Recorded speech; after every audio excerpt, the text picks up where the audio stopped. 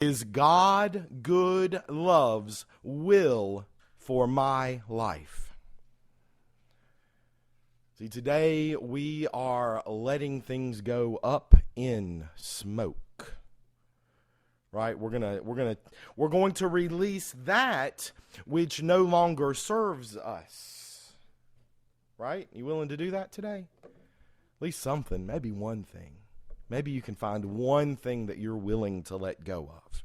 Something that does not serve. And we're doing this in a ritual fashion. And I told you a few minutes ago that you can do this ritual anytime you want to. See, rituals are important in our life. And I don't think we have enough ritual in our lives anymore. See, rituals mark time. Right? Rituals mark time, and rituals can actually reduce anxiety and boost confidence. Right? Have you ever seen a sports team that gets around together and they stand together and they have a little pep talk every time they get ready to go on the court or on the field? See, that's a ritual because it reduces their anxiety. It puts them on the same page, right?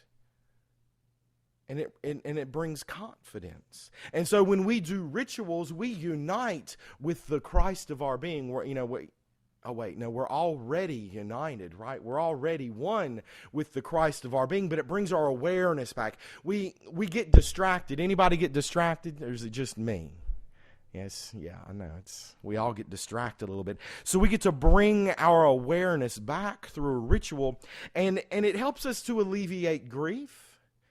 What's going on, Kath? Okay. Okay. Done. Having a technical issue. So where was I? We get distracted.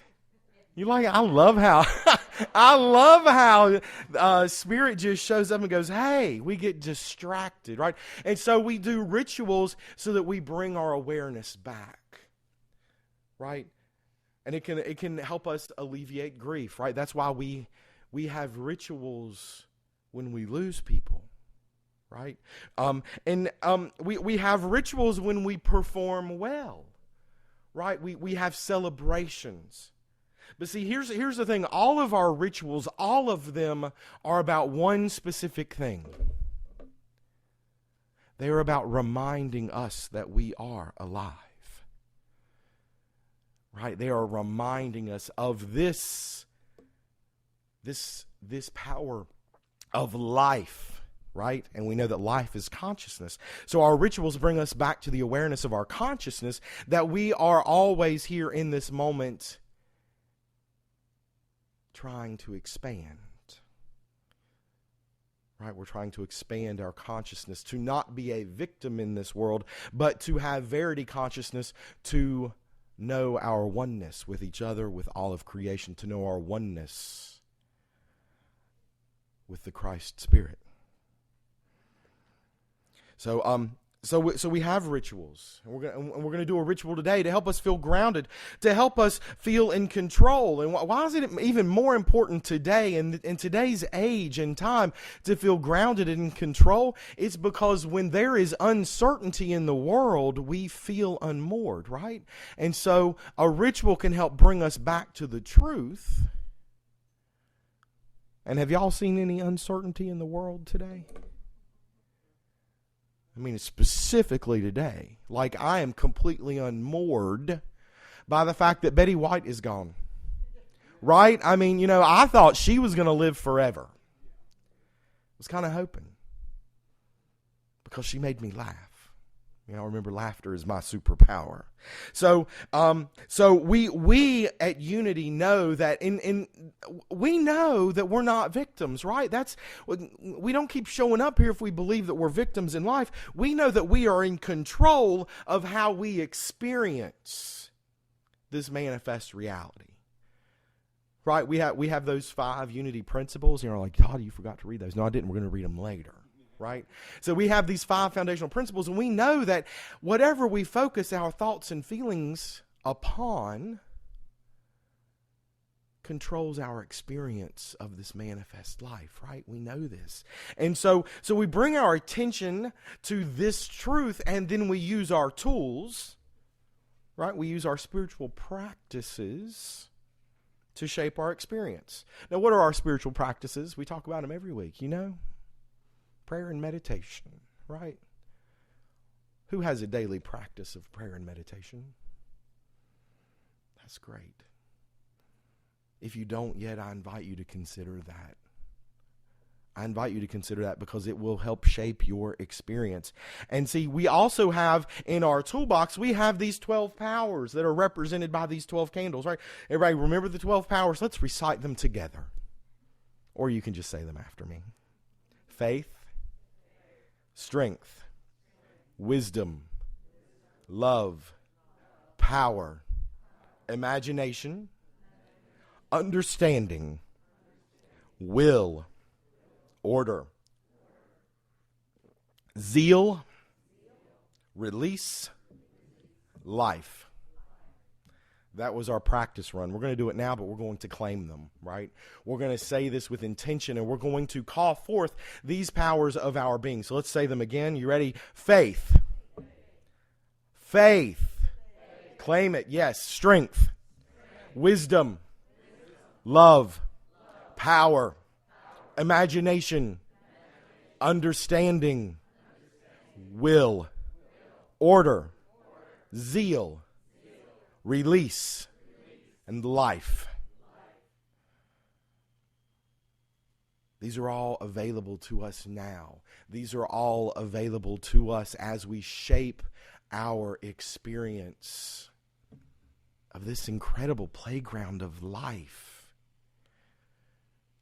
So what we're going to do in the first half of this sermon is we're going to go into a meditation, right?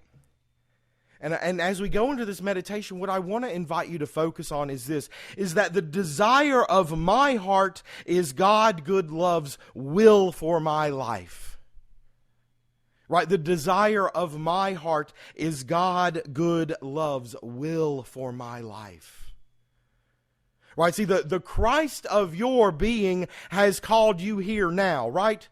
The Christ of my being has called me here now. Christ of my being, I told you last week that it is the purpose of my life is to remind people of who they are.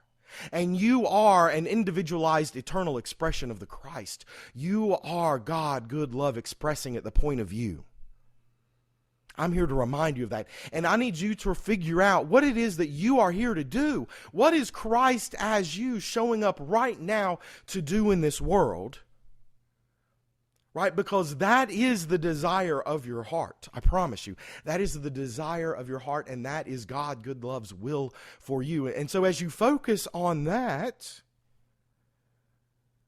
right, we get to use these powers. We get to use our wisdom and our understanding. We get to use our imagination as we figure out what life looks like when we're living into that, right? We get to know what life looks like and smells like and tastes like and what it feels like and what the emotional state is. We get to use our imagination to expand all of this and use our understanding and use our wisdom, and then we can turn to our order and we can look at what our life is right now and we can say, what's out of order?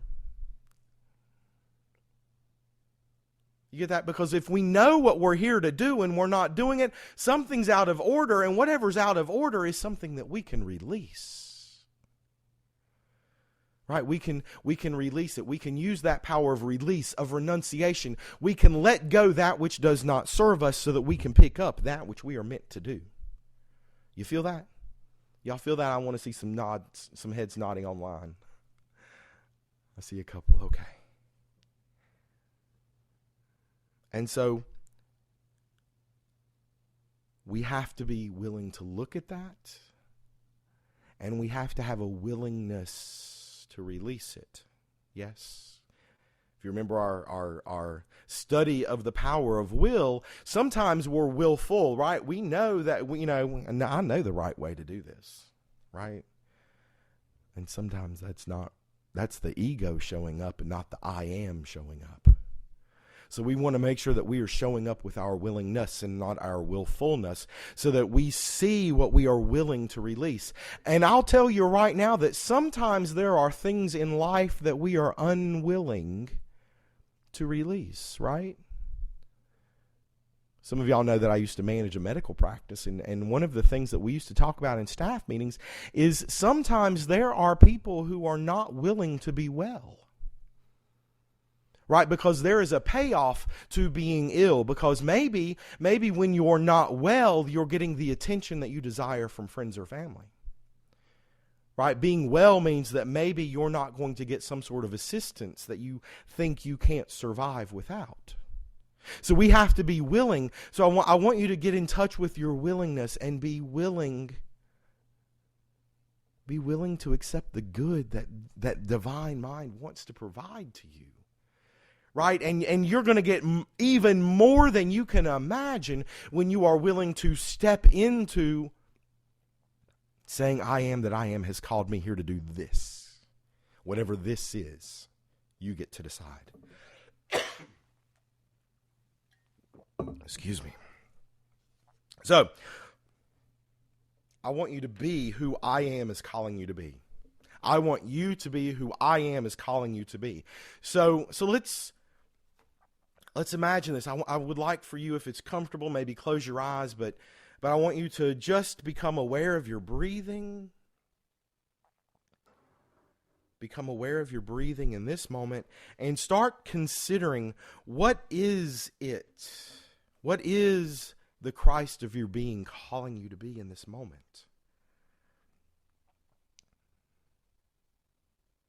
What is it calling you to be in this moment? And so I want to turn now to Dedri as we contemplate this, and Dedri's going to move us into a space where we might be ready to be willing to write down and let go that which no longer serves. Dedri, when you're ready.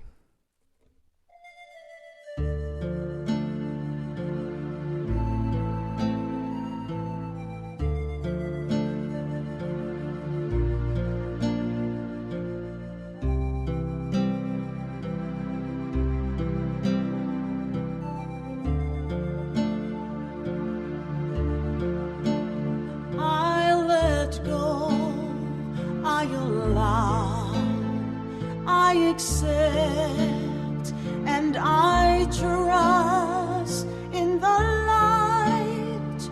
I am whole, I am one. I let go, I allow, I accept and I trust in the light. I am whole, I am one. I let go, I allow, I accept, and I trust in the light. I am whole, I am one.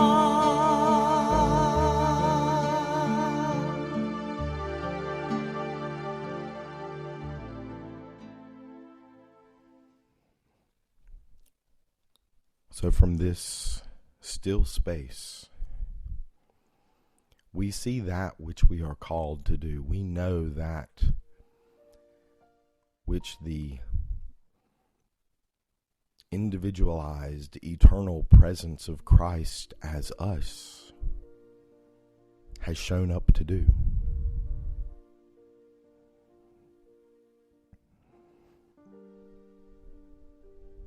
We know what we are called to do. From this still place, from this place we call silence, we know God, good love, desires this. This is God, good love's will for my life, for my consciousness.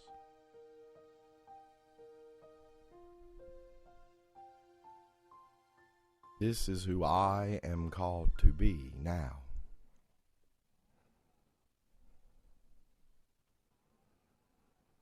And with a gentle exhalation, we turn our attention to the present experience of life.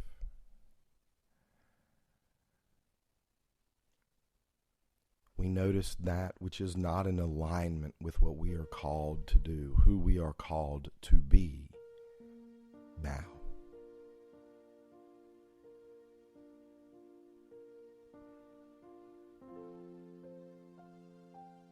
And with our understanding, we see clearly what is out of order. We see clearly that which no longer serves. We see clearly that which I am willing to let go of. I let go and know that divine mind, that God, good love is holding me now. And I willingly let go of this that no longer serves in this moment.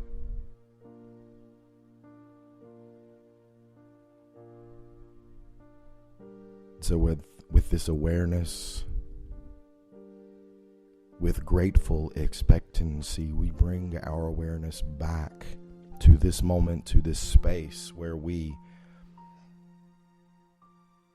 physically know our presence. We bring with us this knowingness, this wisdom, this willingness to let go, and we bring our attention back. And we take just a couple of minutes to write down that which we are willing to release onto our paper. We write that so that we can symbolize letting it go up in smoke or returning it to the earth in some way, shape, or fashion, because it no longer serves. And we take just a few minutes to write this out when we're ready.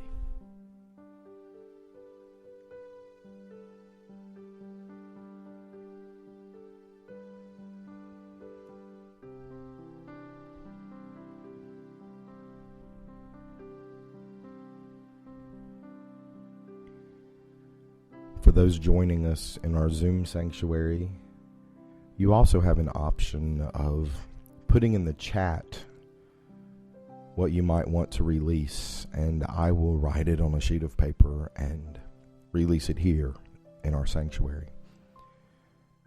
So you can type that into the chat if you have that available, and we'll release it for you here.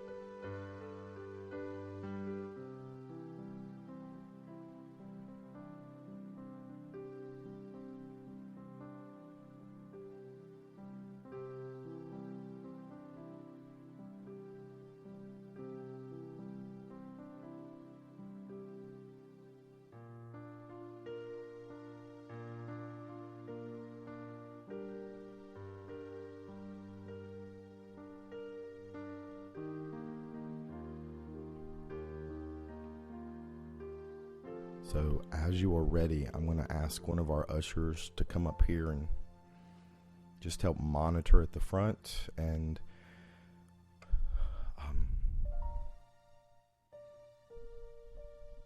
Ori, will you light yours and those candles? Ori's going to do an example for us.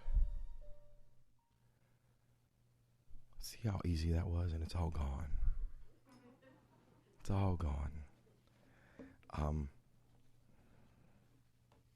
still waiting on any more that might show up online that I can write. And then Karen is going to invite people from the back of the sanctuary forward to come up and release yours. Would like to remind everyone as you move through the sanctuary to please wear a mask. Thank you all. And you at home, again, you can add something into the chat if you would like for me to release it for you. Or you can write it on your own paper and you can shred it up, cut it up, flush it. You can carry it outside and put it in a pan later and set it on fire.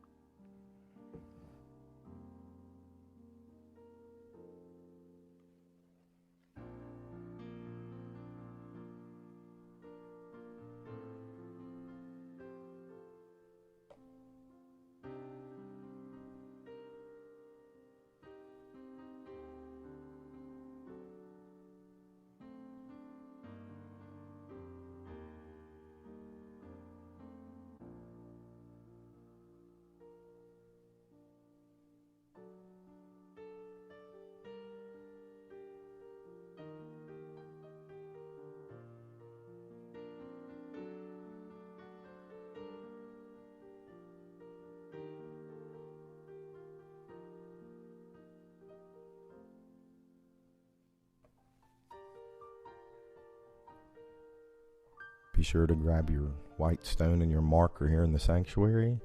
And if you're at home, maybe grab some item you're willing to write on and to remind you of a new name.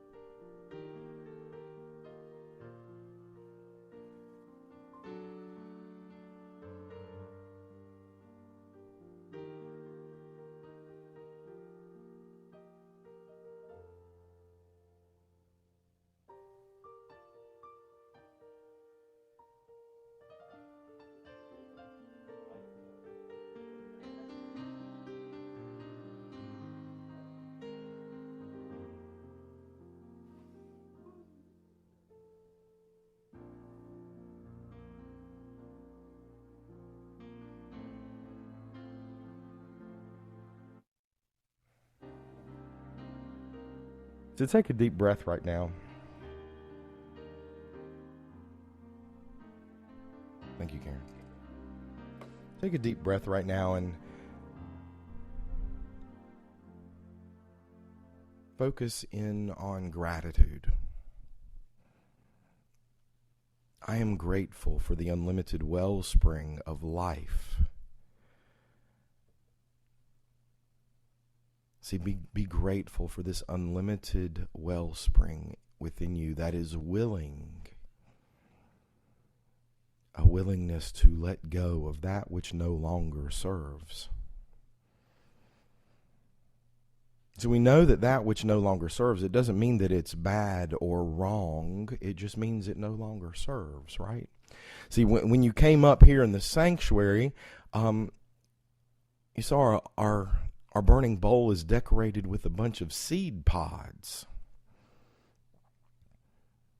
right? Those are things that no longer serve the tree, but they are the continuation of life.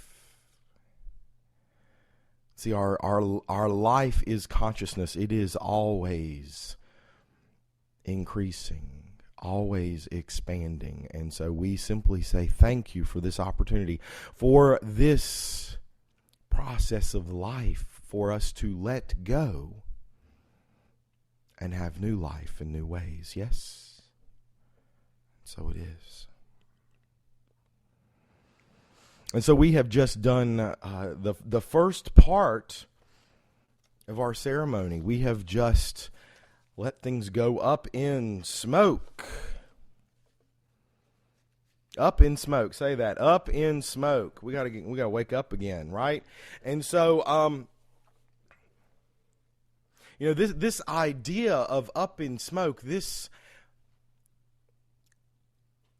use of fire, you know where this comes from? It comes from Genesis, right? See, we can become so overwhelmed in sense consciousness that we are like Sodom and Gomorrah, right? And so divine mind, God destroys Sodom and Gomorrah with fire because fire cleanses. So we are cleansing our consciousness. We are looking at that which has attached us to sense consciousness, to being in control, to being attached to our fears, to our doubts, to being in control, to being perfect. Now y'all know what I wrote down on my piece of paper, right? And so this is cleansing. This fire comes from Genesis, right? The beginning of our scripture, right? Genesis, the very first book. And so for the second part of this ritual, we turn to the very end of our scripture. We turn to the revelation of John. This comes from the revelation of John, chapter 2, verse 17. Let anyone who has an ear listen to what the Spirit is saying to the churches. To everyone who conquers, I will give some of the hidden manna, and I will give a white stone, and on the white stone is written a new name that no one knows except the one who receives it. Right? If you hear the calling of your heart, right? Let's look at this passage metaphysically. If you hear the calling of your heart, calling you forth, this individualized, eternal expression of the Christ as you calling out, when you hear that and you listen to that, right? Because the church is the people. And so when you hear that as the people, when you hear that and you follow into that, and you conquer, you overcome sense consciousness, you cleanse with fire, with water. However you cleanse, you get rid of the error thinking. When you do that, then you receive the hidden manna. You receive all of the gifts of Spirit. Your good comes to you freely. Right? And to everyone I will give a white stone. Well, that's a weird thing to get, right? A white stone. Unless you know the history of it, right? Unless you know the history.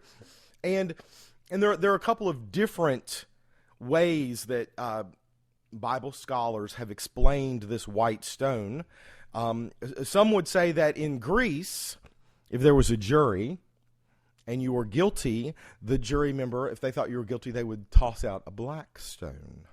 And if you were innocent, they would toss out a white stone. Okay?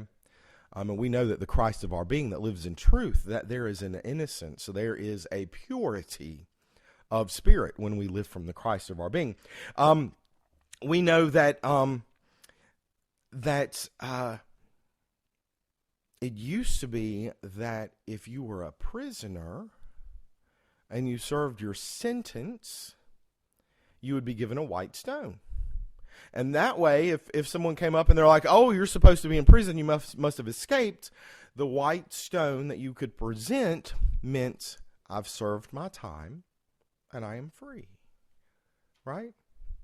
Also, in ancient civilizations, the king could not go everywhere to do all of the treaties. So the king would break a stone and send it with his ambassador. And so this stone, when the ambassador would get there, the person would know, okay, this person can speak on behalf of the king.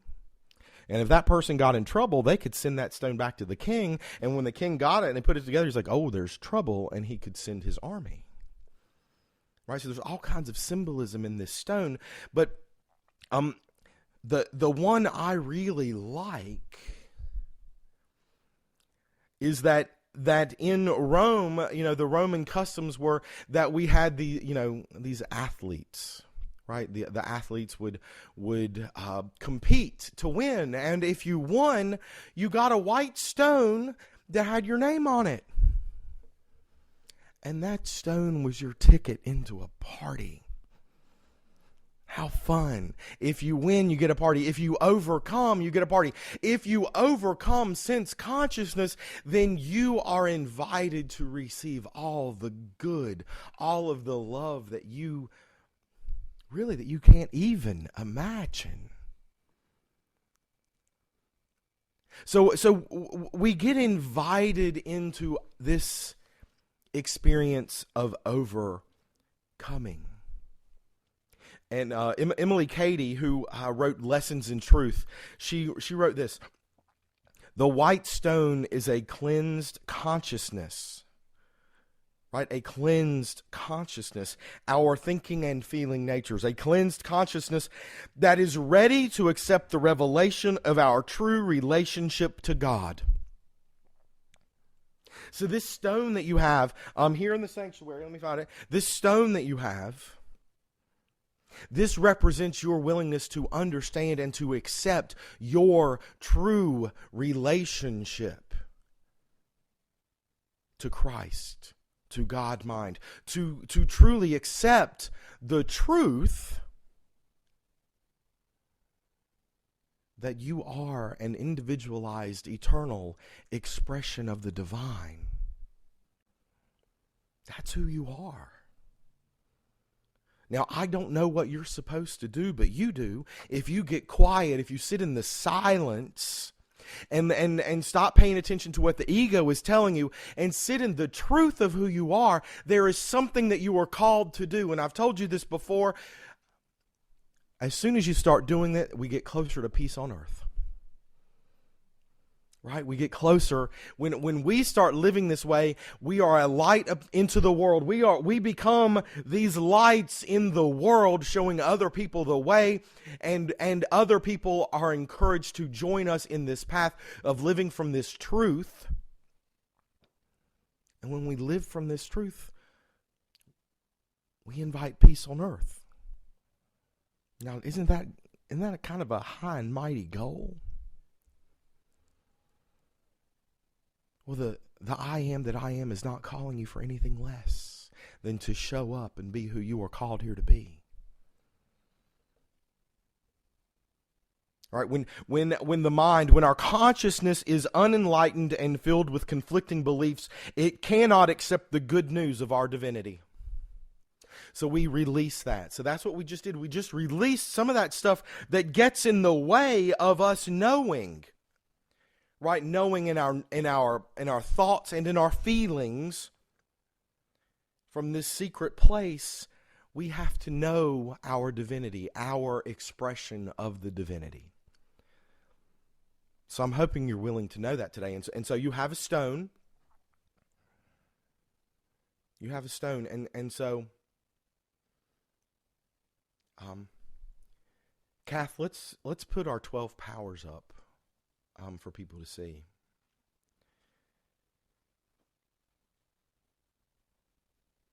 And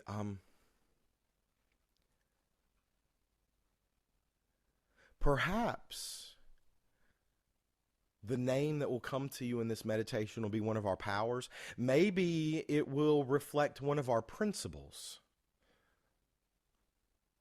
Right? Maybe it will be something completely different that comes to you that's going to remind you of what is it that you need to bring your awareness to know the truth of your being.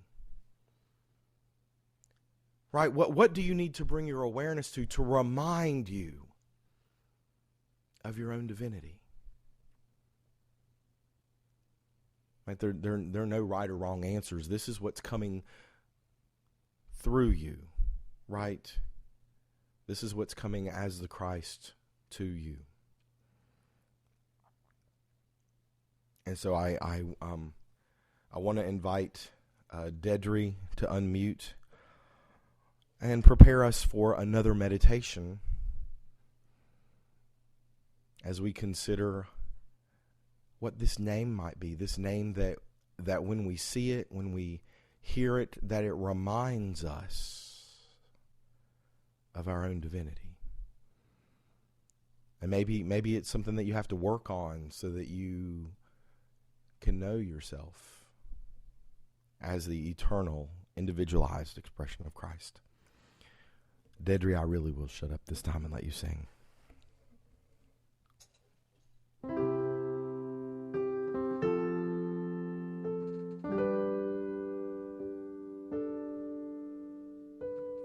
I will change your name.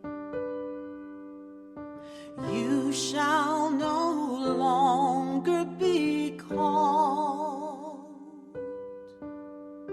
wounded,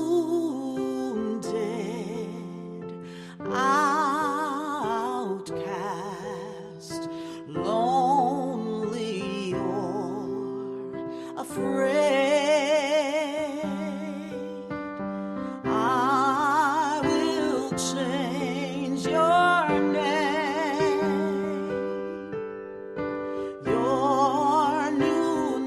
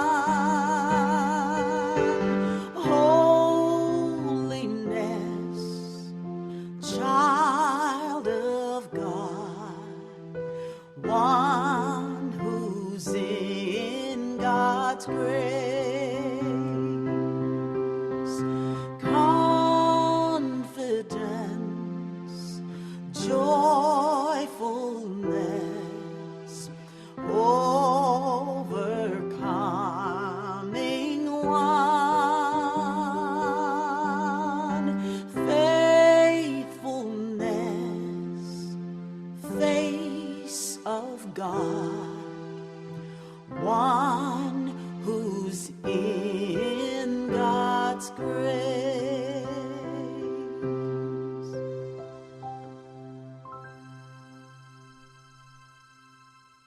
So I invite you to become aware of your breath.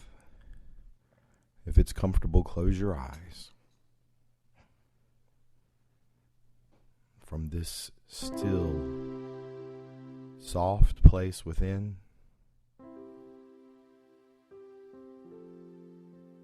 from this place of stillness, this place where I am that I am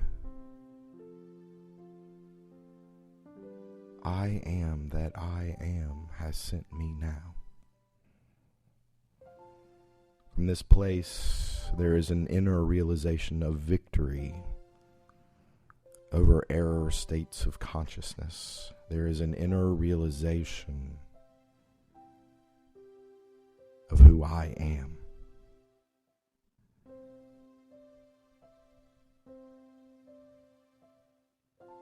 So from this place of oneness,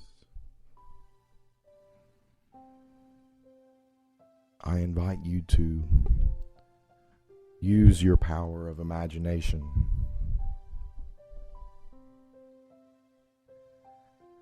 and see the Christ of your being. Actually see the individualized eternal presence of you before you.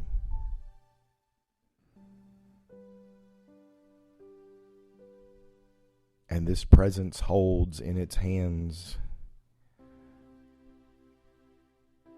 a small, simple, white stone.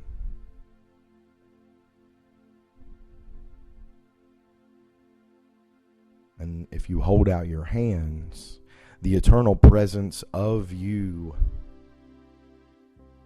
hands you this stone. Be willing to receive. Be willing to receive this wisdom, this knowledge, this understanding of who I am. The divinity of you. And upon this stone is a word, a name. That which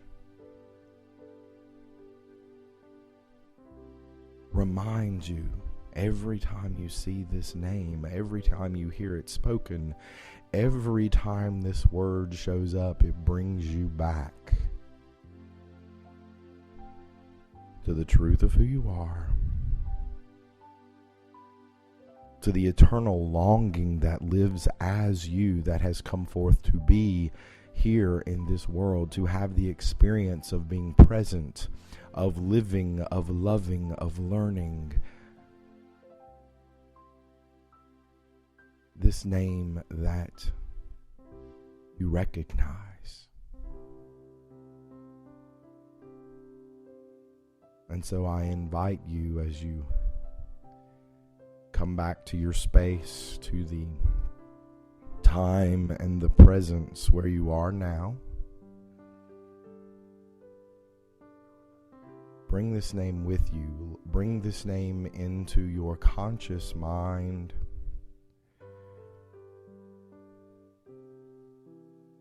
And simply write it on your stone. Write it as a reminder to bring you back to this ritual, to this place where you know that you know that you know that all is well. Where you know that you know that you know that you come from love, that you will return to love, that love is the truth of who you are.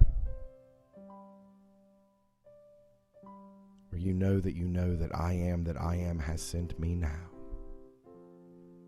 Bring that name and write it on your stone. You don't have a stone, write it on a piece of paper where you won't forget it, and you can put it up somewhere where it reminds you daily of who you are when you're ready.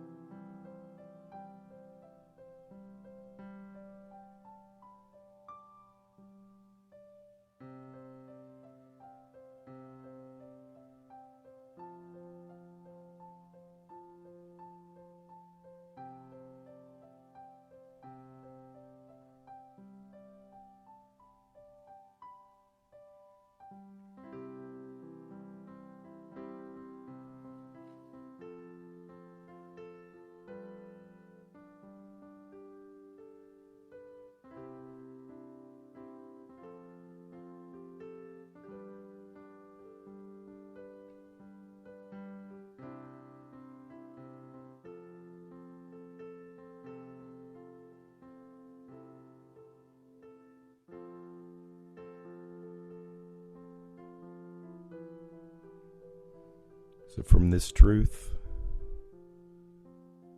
from this place of knowingness, we are victorious. We are free. I am free.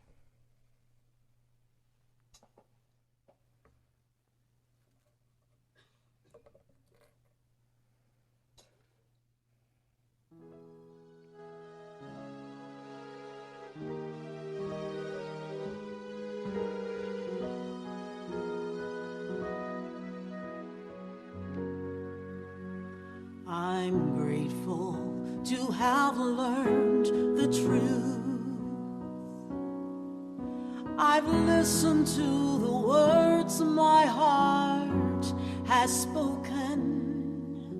Divinely blessed and guided, I no longer search fulfillment from excuses with no purpose. I am free, free from all the shackles that surround me, free to choose to give my life new meaning, free to change, to love, unfold my destiny. I am free.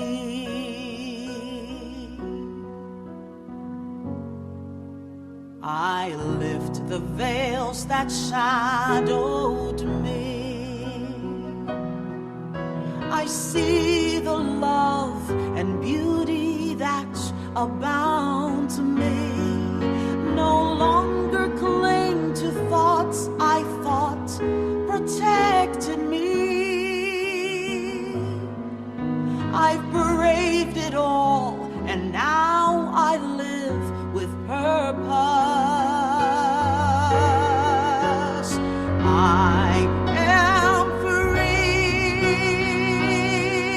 free from all the shackles that surround me, free to choose to give my life new meaning, free to change, to love, unfold my destiny. I am free.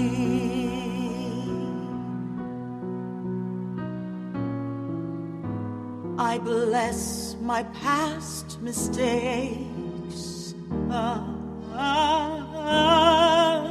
Bless all the scars they've made.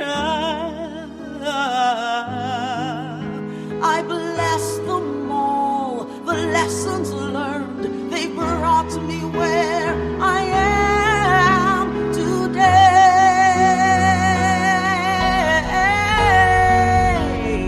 I am free, free from all the shackles that surround me, free to choose to give my life new meaning, free to change, to love, unfold my destiny.